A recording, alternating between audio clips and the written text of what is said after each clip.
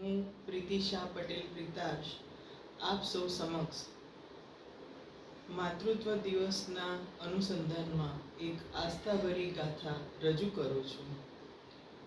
જન્મદાત્રી માટે કોઈ એક દિવસ ના હોય. આપણા જીવનની પળે પળ એની ઋણી હોય છે. આમ તો મારા મમ્મી સાથે ઘણા બધા મધુર સંસ્મરણો સંકળાયેલા છે, પરંતુ સમય મર્યાદાના લીધે એક નાનકડો પ્રસંગ વર્ણવું છું.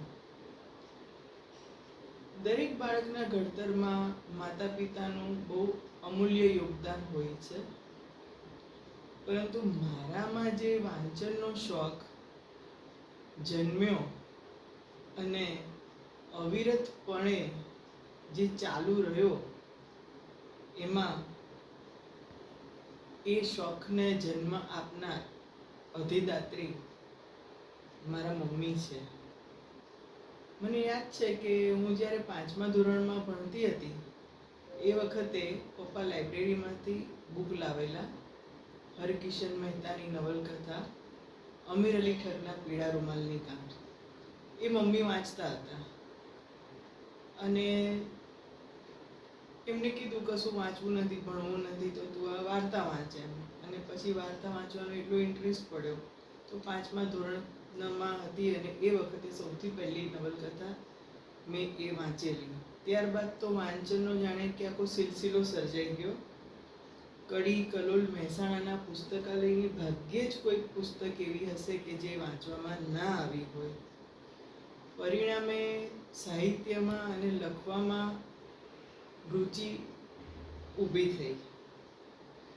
આજે જે કંઈ પણ લખી શકાય છે કે મનમાં જે કંઈ પણ વિચાર સ્ફુરે છે ને એને હું શબ્દદેહ આપી શકું છું, અને એને શબ્દદેહ આપ્યા પછી એના જે સુંદર કોલાજ કૌશિક સર બનાવી આપે છે અને એ સમાજ સુધી પહોંચાડી શકાય છે. તો આ બધાના પાયામાં જે મારી મમ્મીએ મારામાં આરોપ્યું વાંચન પ્રત્યેનો લગાવ એ છે.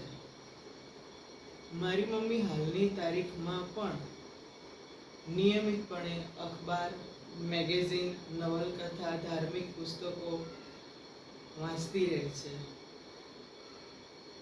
અને માતૃવંદનાના આ દિવસે જો હું મારા મમ્મીનો ઋણ સ્વીકાર ના કરું આટલો સમૃદ્ધ વારસો આપવા બદલ,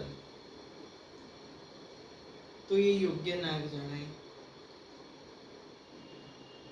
સાહિત્ય સંગીતનું વિશ્વના પ્રણેતા શ્રી કૌશિકભાઈ શાહ તથા ફિલિંગ્સ ગ્લોબલ મીડિયાના સંચાલક શ્રી અતુલભાઈ શાહના ખૂબ ખૂબ ઋણ સ્વીકાર સાથે વિરમું છું. ધન્યવાદ.